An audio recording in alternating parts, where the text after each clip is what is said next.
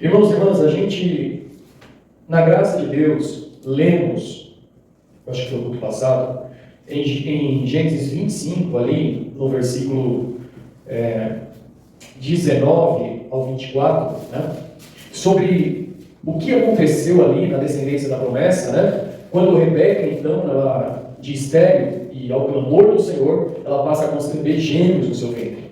Então, vamos voltar lá para a gente partir, o Espírito Santo vai nos direcionar no mesmo propósito, mas com certeza trazendo muitas novidades nesse texto e nos que seguem dele, né? Então, quem pode ler ali, Jeremias capítulo 25, do 19 ao 24? Gênesis. 25? Eu disse Jeremias? Uhum. Perdão, Gênesis 25, capítulo 19, versículo 19 ao 25. E estas são as gerações de Isaque, filho de Abraão. Abraão gerou a Isaque. E era Isaque da idade de 40 anos, quando tomou a Rebeca, filha de Betuel, arameu de Padã-Arã, irmã de Labão, arameu, por sua mulher. Isaque orou instantemente ao Senhor por sua mulher, porquanto era estéril. E o Senhor ouviu as suas orações, e Rebeca, sua mulher, procedeu. E os filhos lutavam dentro dela. Então disse: se assim é, por que sou eu assim? E foi-se perguntar ao Senhor. E o Senhor lhe disse: 2 nações há no teu ventre, e 2 povos se dividirão das tuas entranhas. Um povo será mais forte do que o outro povo, e o maior servirá ao menor. Está bom assim? Amém. Olha que coisa tremenda, né? Nós estamos falando da descendência da promessa. O Senhor prometeu que bendiria as nações da terra através da descendência de Abraão, né? E Deus gerou essa descendência em Abraão, quando Abraão já tinha o seu corpo mortificado com 100 anos, e o ventre de Sara, né, já não frutífero por 90 anos, né? Na impossibilidade da carne, tanto de Abraão quanto de Isaque, de Rebeca, de Abraão e de Sara, foi gerado o filho da promessa, Isaque. E Deus fez isso para que o homem entendesse que a promessa que Deus prometeu, que saiu dos lábios do Senhor para Abraão e sua descendência, não seria uma herança que viria da força da carne de Abraão, mas seria uma herança gerada pelo poder da palavra daquele que disse, daquele que prometeu. Então, por isso, Isaque nasce na impossibilidade da carne de Sara e de Abraão. Em Gálatas, no capítulo 4, versículo 24, vai falar que tanto Sara quanto Agar, porque como Sara gerou Isaque, e Sara, antes de gerar Isaque, pediu para Abraão que tivesse intimidade com Agar, sua escrava, para que lhe gerasse descendência, e ali temos o nascimento de Ismael. Vai dizer em Gálatas 4, 24, que essas 2 mulheres representam, em analogia, 2 montes, 2 alianças. Uma sendo a Jerusalém terrestre, que gera filhos na escravidão, e a outra Jerusalém celeste, que gera filhos em liberdade. Então Isaque é o filho da livre, enquanto Ismael é o filho da escrava. Louvado seja Deus. Assim também ali a palavra está falando desde já, e em Gálatas no Novo Testamento está comprovando uma dualidade que vem se partindo desde o haja de Deus, desde do Senhor falando dos seus acontecimentos no meio da descendência do homem caído. Isso porque desde o pecado de Adão há o propósito de resgate do Senhor, mas há uma nação no homem que milita contra as promessas de Deus, e essa nação no homem que milita contra as promessas de Deus, o resgate de Deus, é a carne rebelde do ser humano. Então, já desde lá nos patriarcas nós vemos essa dualidade que não para somente entre Ismael e Isaque, mas passa já aqui entre Isaque e Rebeca para as 2 nações, os 2 filhos que estão sendo gerados no ventre de Rebeca. Isaque, o filho da promessa, né, é dito Abraão, ao seu servo, que buscasse uma mulher para o seu filho no meio da sua parentela, né? E então vai o servo de Abraão buscar uma e encontra Rebeca junto ao poço de águas, que dá de beber aos seus animais. E nessa ação ali junto ao poço de águas, diz a palavra que o servo de Abraão reconhece, ao perguntar da sua origem e saber de onde ela é, a reconhece como uma promessa do Senhor, como aquela que seria tão difícil de encontrar e foi encontrada ali junto ao poço de águas, e diz a palavra que ele adorna Rebeca com joias preciosas e com vestimentas junto do poço. Isso representa claramente, Rebeca aqui, Isaac representa o eleito da promessa, né? O filho da promessa, que não é Isaac, mas na verdade o filho verdadeiro da promessa, e que gera filhos para Deus, é o Senhor Jesus Cristo. É o descendente prometido, como está escrito, no teu descendente, não nos seus muitos descendentes, mas no teu descendente serão benditas todas as famílias da terra. Então Isaac é um símbolo, é uma representação do que haveria de se manifestar em plenitude do Senhor Jesus Cristo. Isaac sendo isso, Rebeca representa a igreja do Senhor, aquela que é adornada e vestida junto ao poço de águas, que representa as águas do Espírito Santo, que veste a gente e adorna a gente. O Espírito Santo nos veste, o Espírito Santo nos adorna de joias preciosas, que são os dons e as virtudes do Espírito Santo. Os dons e as virtudes são essas joias preciosas para o Senhor. Não é à toa que Jerusalém Celeste, como está escrito em Apocalipse 21, que é a noiva do Cordeiro que desce do céu. Eu vi a cidade santa descendo do céu como noiva ataviada para o seu esposo. Então a cidade, que é a noiva, louvado seja o nome do Senhor, tem fundamentos de pedras preciosas. Porque quando você está falando de pedras preciosas, você está falando da expressão do Espírito Santo na sua magnitude, na sua glória. Toda boa virtude, toda boa dádiva descende de Deus, louvado seja o nome do Senhor. E o Senhor pôs a sua natureza em nós, na sua igreja, para que nós refletíssemos a sua glória. E isso não é distante, já não é analogia, mas é real. Porque nós temos recebido o Espírito Santo de Deus, que é a natureza de Cristo, de Deus em nós. Como ele disse lá em João 14, que eu e meu Pai viremos para aquele que guardar os meus mandamentos e vamos fazer dele morada. Nos tornamos morada, nos tornamos um com Cristo. Então, quanto o homem, né? Como dito desde o princípio, deixará o homem seu pai e sua mãe, se juntará a sua mulher e será uma só carne. Isso profetizou-se em mistério, como vai dizer o apóstolo Paulo em Efésios 5, que me grande esse mistério, contudo eu digo a respeito de Cristo e da sua igreja. Porque Cristo também se despiu da sua glória e conquistou uma noiva na criação, uma mulher, que é a igreja santa, colocando dele mesmo a natureza dele nessa mulher, fazendo um corpo com ela, fazendo no futuro também uma só carne quando ele vier nos céus arrebatar a sua igreja e nos remite de toda a corrupção. Tem em nós o próprio Espírito e a natureza de Cristo em nós, louvado seja o nome do Senhor. Então, irmãos e irmãs, nós já recebemos o penhor, o adiantamento dessa herança, na visitação e na habitação de Deus em nossos corações, pela nossa rendição aos pés de Cristo. Já não estamos sozinhos e já não somos visitados de fora somente pelo Senhor, mas nos tornamos nós mesmos a habitação do Senhor, como ele prometeu em Malaquias, em Ezequiel, em Jeremias: eu habitarei no meio do meu povo, eu estarei entre eles, eu estabelecerei o meu tabernáculo entre eles. E Cristo fez isso.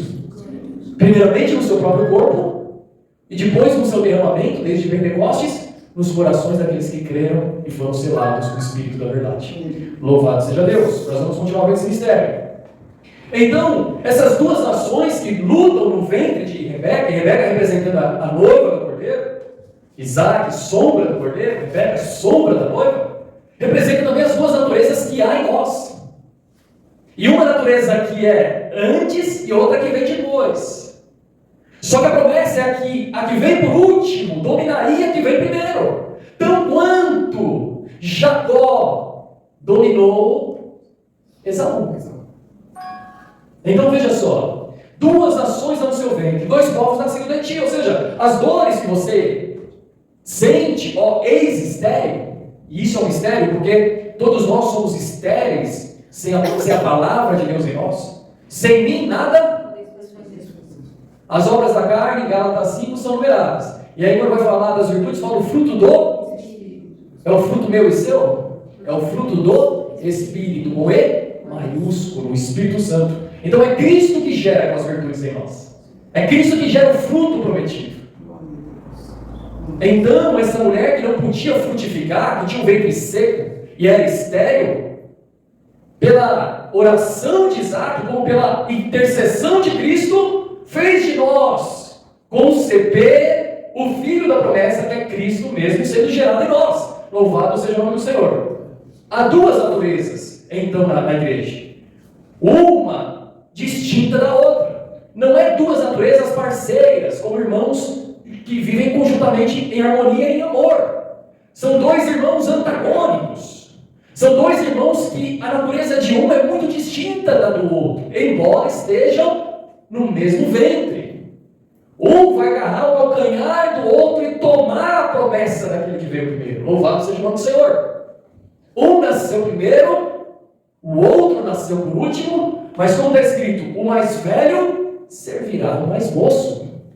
Assim também, nós nascemos primeiro na natureza do nosso pai e da nossa mãe carnal. Mas, aceitando Jesus, crendo em Jesus, nós passamos a ter um novo nascimento. Passa a haver em nós uma nova criação, que nos faz nova criatura. Como está escrito, se alguém está em Cristo, nova criatura é. E essa natureza aqui surge por último, que Jesus disse no Evangelho de João, capítulo 3, a Nicodemos: importa nascer de novo para poder ver o reino de Deus, para poder entrar no reino de Deus. Essa natureza é Cristo em nós, que nos gera filhos e filhas de Deus. Isaac, no final do versículo 26, é Isaac de 60 anos quando Rebeca deu a luz. Aqui uma medida de homem, ou seja, aqui está falando de uma medida de homem natural. Isso acontece numa medida do homem natural. Por isso, Paulo vai dizer em Romanos, no capítulo 7, no versículo 18, assim: não referindo-se somente a ele, mas incluindo-se, embora fosse o apóstolo, que é, mas incluindo-se juntamente com todos nós. E diz, no capítulo 7, no versículo 18, antes no versículo 15: porque nem eu mesmo compreendo o meu próprio modo de agir, pois não faço o que quero e sim o que não quero. E se faço o que não quero, eu estou de acordo com a lei que é boa. Nesse caso, não sou eu que já quem faz, mas o pecado que habita em mim. Essa natureza caída, essa natureza que se rebelou contra Deus. O salário do pecado é a morte. O homem pecou e o aguilhão da morte, o ferrão da morte, golpeou a natureza do homem. E a morte então está no nosso corpo, na nossa natureza. Nós tendemos à morte pela carne. Não só na corrupção externa, em que todo homem, toda mulher envelhece, em que todo homem, toda mulher está sujeita a enfermidades, mas também na corrupção do coração e da mente, que não pensa na pureza e no amor pleno de Deus, não sente na pureza e no amor pleno de Deus. No entanto, no mistério da fé, alguns homens e mulheres, inconformados consigo mesmo, clamaram ao Senhor, clamaram por uma pátria superior, clamaram por um resgate, e Cristo então se manifesta como a salvação para estes homens que já não querem viver na vista, como foi Moisés quando rejeitou o conforto do palácio de Faraó para viver com os oprimidos israelitas por amor à promessa de Deus na vida dele. O Abraão que saiu do conforto da sua descendência para viver a promessa de Deus segundo a palavra que lhe foi dirigida. Então o homem e a mulher da promessa não é aquele que é evangélico, não é aquele que segue a tradição dos seus pais por seguir, é aquele que recebe a visitação de Deus por ser inconformado consigo mesmo e com este mundo. Não vos conformeis com este mundo, mas transformai-vos pela renovação do vosso entendimento em Jesus Cristo. Aqui, irmãos, então, louvado seja o nome do Senhor. Aqui, Paulo fala, porque eu nem mesmo, versículo 18,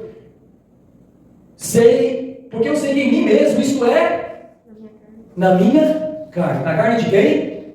Do apóstolo Paulo. Nós somos melhor que o apóstolo Paulo? Não. Quem dera, louvado seja Deus, pudéssemos servir a Deus com o centésimo das obras que serviu esse homem. Mas, enquanto homem natural, Paulo não tem do que se gloriar. Porque quem operou nele com eficácia foi o Espírito de Deus, que fez dele uma ferramenta eficaz para o reino de Deus. E que pode fazer eu e você também. Porque a gente rende a natureza carnal aos pés de Cristo, como Paulo rendeu. Mas para mim render a minha natureza carnal, a primeira coisa que eu preciso saber é que eu tenho que ser inconformado com essa natureza. Porque se eu me justificar a si mesmo, por que Deus me separaria? Se eu não reivindicar uma pátria celeste, por que Deus me levaria? Então eu tenho que ter um clamor de peregrino. Eu tenho que ter um desejo e um anseio de quem quer me encontrar, de quem deseja se chegar. como foi Enoque, como está escrito, andou com Deus e Deus o tomou para si, louvado seja o nome do Senhor. Enoque representa toda uma geração de homens e mulheres que querem andar com Deus e não querem andar com este mundo. Então esse homem, essa mulher que não quer andar com este mundo, mas andar com esse Deus, tem o mesmo clamor de Enoque e dos filhos da fé. E esses, Deus se orgulha de chamar de seus filhos. E julga que o mundo não é digno de homens e mulheres como esses. Por isso traz novos céus e nova terra, em renovação de esperança e plenitude da sua glória, para aqueles que pelo mistério da fé o buscaram e o invocaram e permaneceram firmes até o fim. Contudo, irmãos, é necessário termos em mente que melhor é o fim das coisas do que o começo delas. Então, se começamos por esse caminho do Espírito e não da carne, como está escrito em Gálatas, não voltemos pelo caminho da carne, das nossas justiças, das nossas rebeldias, mas avancemos pelo caminho da fé, pelo caminho do Espírito que habita em nós. Olha só, porque melhor é o fim das coisas do que o começo. Triste é começarmos bem e acabarmos mal. Imagina que alguém nada no oceano inteiro e morre quando está alguns metros da areia da praia. É triste. Então, como o Senhor falou lá para Ezequiel, o justo, se esquecendo-se da sua justiça, começar a praticar a iniquidade, não será lembrado dos seus atos de justiça, mas da sua iniquidade morrerá. Mas se o ímpio se arrepender e buscar a justiça, será perdoado e não morrerá.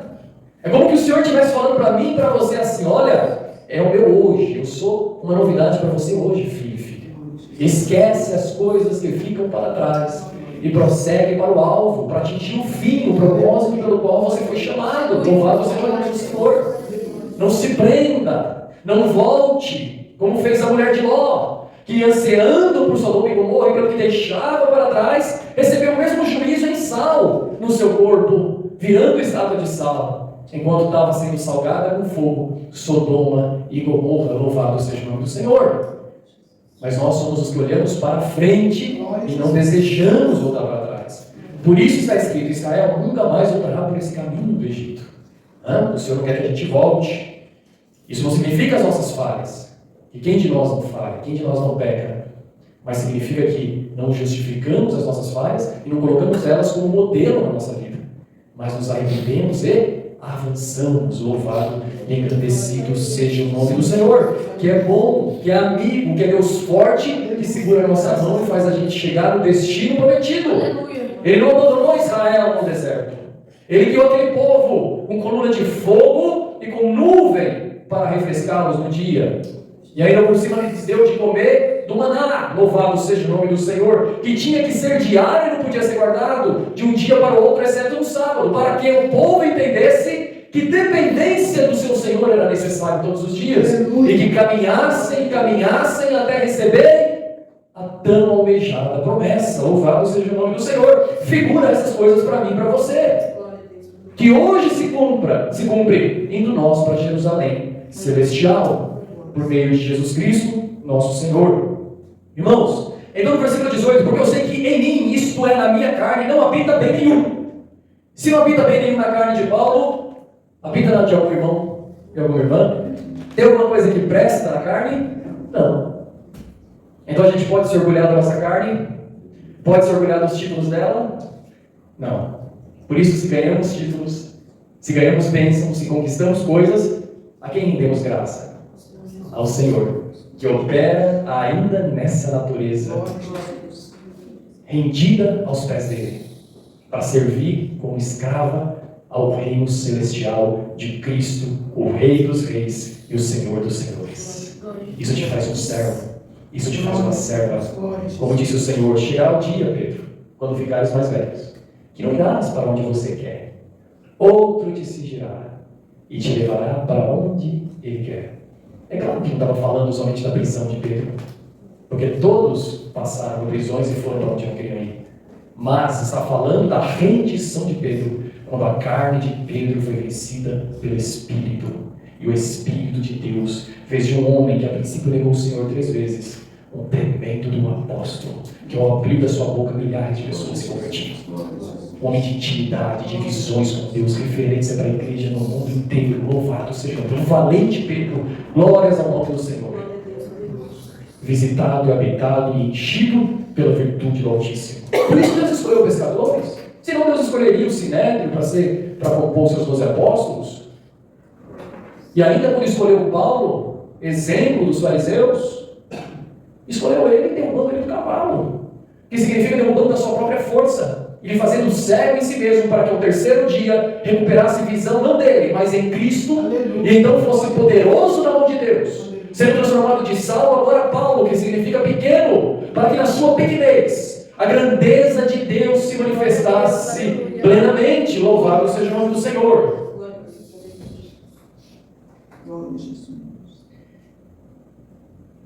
E então Paulo termina em Romanos capítulo 7, dizendo no versículo 24: pobre homem que sou, quem me livrará do corpo dessa morte? Um corpo de morte. Alguém diria, bonitão, bonitona, aos 20 anos, aos 18. Mas eu não tenho um corpo de morte. Quem desses bonitões, bonitonas, que com uma dor de barriga, uma gripe bem forte, fica aí de pé se gloriando? É pó. Toda a carne é erva, e toda a sua glória como a flor da erva.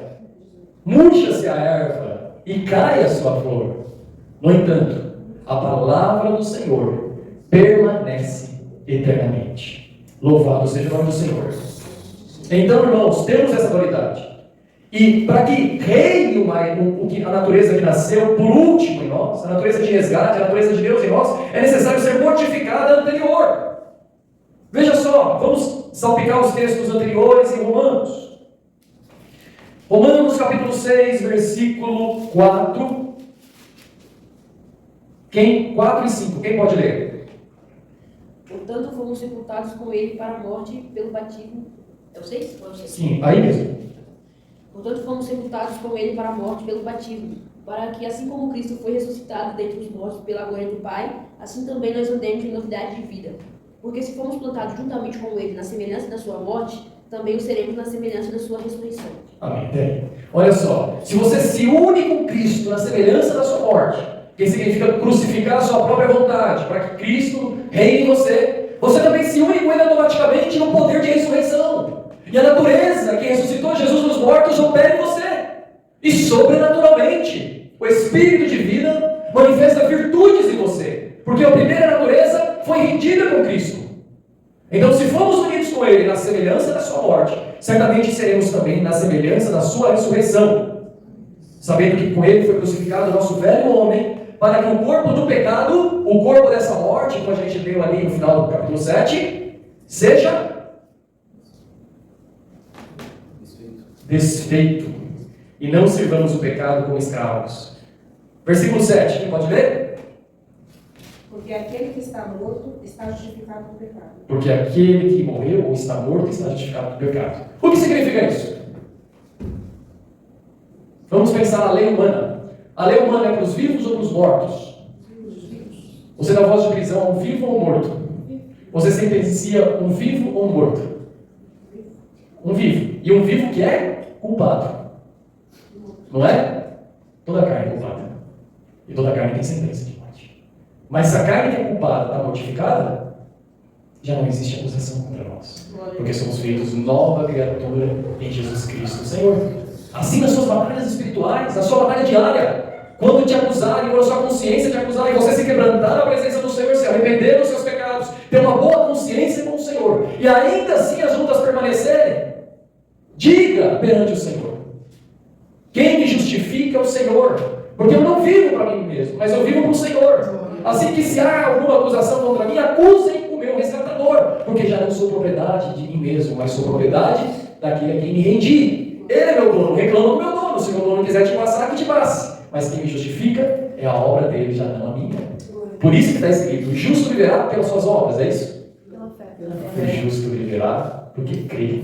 O justo é justo porque confia. O justo é justo porque crê na obra perfeita de Deus. Louvado seja o nome do Senhor. Então somos justos pelo que fazemos? Porque cremos. Olha só. Porquanto quem morreu está justificado do pecado. Versículo 13. Quem pode ler? Do capítulo 6. Então, só ficando para trás, vamos daqui a pouco para o 8. Nem tampouco apresentei os vossos membros ao pecado por instrumento de iniquidade, mas apresentai-vos a Deus como vivos dentre mortos, e os vossos membros a Deus como instrumento de justiça. Olha só. Como que reina o pecado no nosso corpo de morte, nosso corpo mortal? Se ele estiver vivo.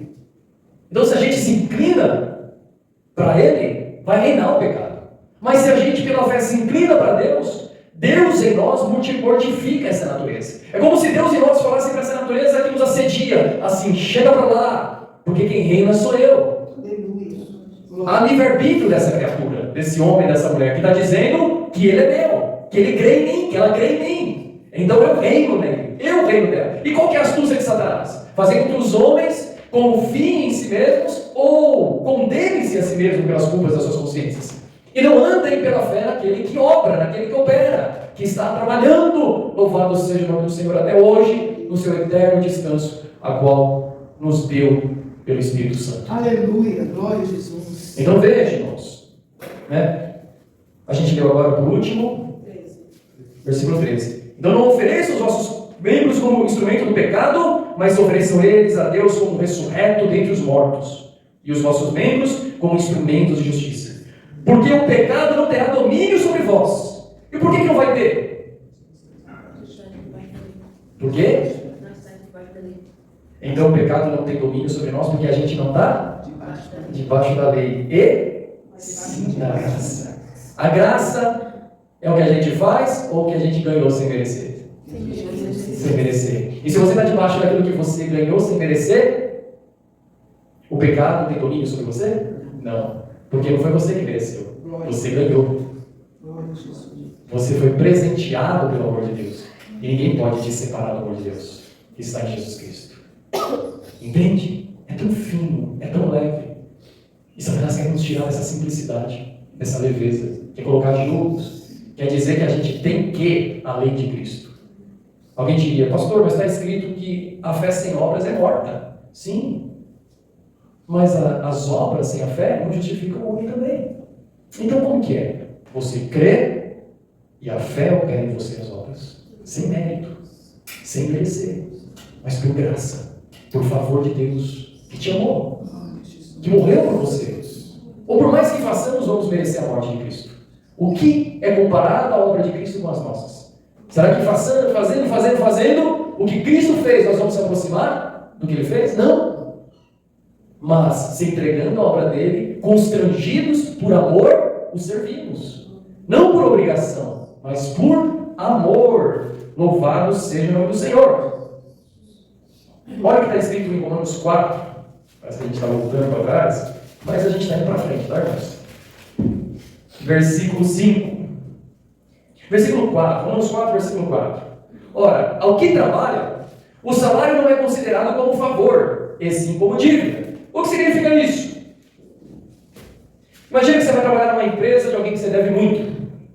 Imagina que você trabalha na empresa de alguém que te deu um empréstimo de 10 milhões. E o seu salário ali é 2 mil, 3 mil reais por mês. E essa pessoa te ama muito, ela te chama para trabalhar na empresa dela, embora você tenha uma dívida tão alta. Mas aí trabalhando você fica a parte do dono da empresa e diz assim, eu quero meu salário. E o dono da empresa diz para você, tá bom, eu vou te dar o seu salário porque é justo o que você está pedindo. Você está trabalhando com o seu salário. Mas falando em justiça, então tem que ser justo.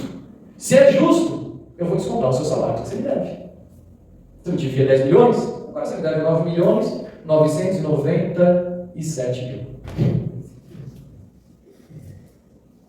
Então, se nós falamos para Deus reivindicando justiça, Deus imputa o trabalho como dívida. Então tá, desconta do que meu filho fez para você. Vamos lá. Ora, ao que trabalha, o salário não é considerado como favor, e sim como dívida. Então todos aí em Romanos 4, versículo 4? Mas, ao que não trabalha, porém acredita, porém crê, porém tem fé, porém confia. Ao que não trabalha, porém acredita, crê, naquele que justifica o ímpio, que sou eu e você, fora de Cristo, a sua fé lhe é atribuída com justiça. Então Deus viu você injusto, uma mulher de injustiça, uma injustiça. Por quê? Porque simplesmente você creu e Ele quis te presentear. Por quê? Porque você não valendo nada, não merecendo nada, Ele te amou. Por quê? Porque Ele é Deus, louvado seja Deus. Aleluia, Jesus. Mas o que não trabalha, parece que está entrando como espada esse versículo no coração, né? Mas é para entrar mesmo e é para separar e dar vida dentro de nós. Louvado seja Deus. Mas o que não trabalha, porém crê naquele que justifica o ímpio, a sua fé lhe é atribuída, lhe é acrescentada, a sua fé lhe é adicionada como justiça. E é assim também que Davi declara ser bem-aventurado o homem a quem Deus atribui justiça. Porque ele não é o Senhor. Foi a pergunta de quem no início? Da descendência dos homens. Por que o sacrifício dele e não Deus, Senhor? De Caim e Abel. Caim olhou para o justo Abel e disse: por que ele não eu, sendo que eu sou melhor que ele? Por que Jacó e não eu? Eu sou habilidoso caçador. Por quê? E Deus fala: porque eu quero. Porque amei Jacó e aborreci você. Porque ele creu e você quer fazer por mérito. Porque ele confia e você se acha justo em si mesmo. Porque ele é da fé e você é das suas próprias obras. Porque ele quis o que não tinha, olhando para mim e esperando o que não via. E você vendeu o que não via pelo prato de lentilha. Então amei ele e aborreci você. E quem questionará Deus na sua plenitude? Que é digno de todo temor. Louvado seja o nome do Senhor. Então o que Deus tem para você, tem para você. O que Deus tem com você, é com você. E isso basta em ponto final, e Deus não quer conversar sobre isso. Por quê? Porque Ele é soberano e não precisa se justificar no que escolhe ou faz. Mas é justo nas suas escolhas. E escolhe o que seria justificado pela fé. Louvado seja o nome do Senhor. A sua fé é atribuída por justiça. Versículo 5, não é? Mas ao que não trabalha, porém crê, confia, acredita naquele que justifica o ímpio, e esse também se acha pecador, se acha ímpio, mas acredita num Deus que o resgata, a sua fé lhe é atribuída como justiça. E é assim também que Davi declara ser bem-aventurado o homem a quem Deus atribui justiça, independente de obras, como está escrito: bem-aventurado aqueles cujas iniquidades são perdoadas e cujos pecados são cobertos. Bem-aventurado o homem a quem o Senhor jamais imputará pecado. Então Deus olha para você e fala: não te imputo as suas transgressões. Não imputo, não acrescento, não adiciono, não olho para as suas transgressões, mas as apago diante do sangue do meu Filho Jesus. Simples assim. Então vivemos pela graça. Lancemos as mochilas de pedra ao chão, lancemos os jugos de homem ao chão, de principados, de potestades, de altura, de profundidade. Lancemos aos chãos de acusações, de criança, de mais velhos. Nos apeguemos à justiça que vem de Deus em nós e nos santifiquemos para Ele. Como disse a noiva em Cantares: os meus irmãos pediram que eu cuidasse de uma vinha, mas a vinha que eu deveria cuidar, do meu amado, essa eu não cuidei. Porque há uma pressão sobre a sua vida, há cobrança sobre a sua vida, para que você deixe de fazer a vontade daquele que de verdade te ama. Há uma pressão do seu velho homem, da sua carne, da sociedade ao redor, dos principados nas alturas celestiais ou nos abismos, que intentam te afastar da promessa de Deus, tentando te convencer, porque só você pode se afastar delas. Ninguém pode te tirar do amor de Deus, só se você passar isso com um coração descrente. Mas nós somos os que cremos, os que esperamos no Senhor. Então olha só, irmãos, continuando. Vamos lá para o final de Romanos 7, vou me adiantando.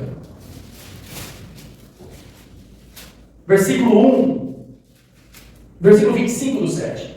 Quando Paulo fala: quem me livrará do corpo dessa morte? Graças a Deus por Jesus Cristo, nosso Senhor. De maneira que eu de mim mesmo, com o entendimento, sou escravo da lei de Deus, mas na minha carne da lei do pecado. Agora, pois, já não há condenação para quem está em Cristo Jesus, para os que estão em Cristo Jesus. Porque a lei do Espírito de vida. Do Espírito? De vida. O Espírito com maiúsculo ou minúsculo? Maiúsculo. Quem que é esse Espírito? Espírito Santo. O Espírito Santo. Então, a lei, então o Espírito Santo tem uma lei? Tem. É diferente da lei de Moisés? Não é, não.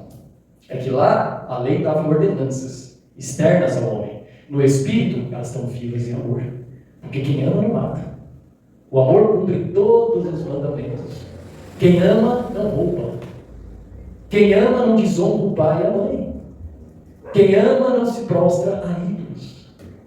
Quem ama a Deus deseja a Deus com pureza. Glória a Jesus. Então, de forma que o cumprimento da lei, como disse o apóstolo Paulo, é o amor. E o amor de Cristo foi derramado em nossos corações pelo Espírito que nos foi dado. E que opera em nós o querer, o efetuar de Deus. Que nos convence do pecado, do juízo e da justiça. Que nos gera temor de Deus. Que nos gera arrependimento. Que nos gera quebrantamento. E que cumpre a vontade de Deus em nós. E faz a lei de Deus antiga e mosaica viva no nosso coração. Portanto, aquela lei já não está em tábuas de pedra, ela passa a estar em tábuas de carne e escrita com fogo do Espírito Santo. Glória a Jesus. E se é assim, por que vamos voltar atrás? Louvado seja o nome do Senhor.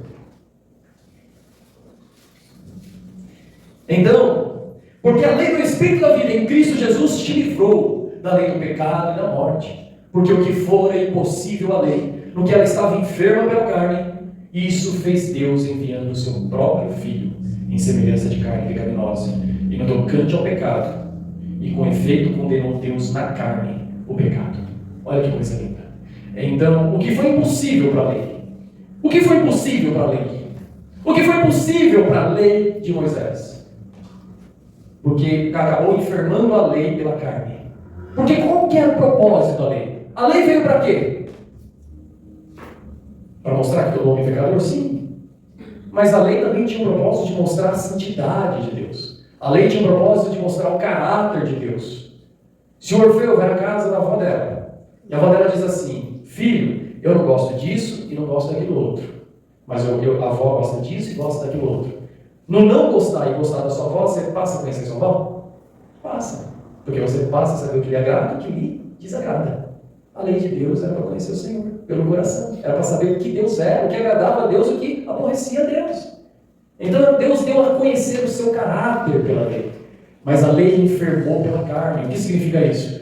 Que o caráter era tão bom, que a lei era tão justa e tão santa, que ela foi enviada para homens pecadores e carnais. E quando ela se deparou com homens pecadores em carne, ela não pôde atingir o seu fim, a finalidade pelo qual ela foi exposta. Ela não pôde santificar os homens rebeldes.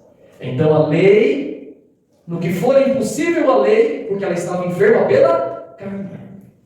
A nossa dureza enfermou o propósito da lei de Deus, porque ela não se cumpriu em nós, vindo em tábuas de pedra.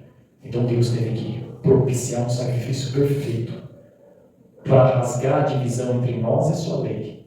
E então pegar essa lei santa e perfeita e pôr dentro de corações outrora duros e transformando agora corações de pedra em carne. E imprimindo a lei nos corações e escrevendo nas mentes pelo Espírito de vida. Louvado seja o nome do Senhor.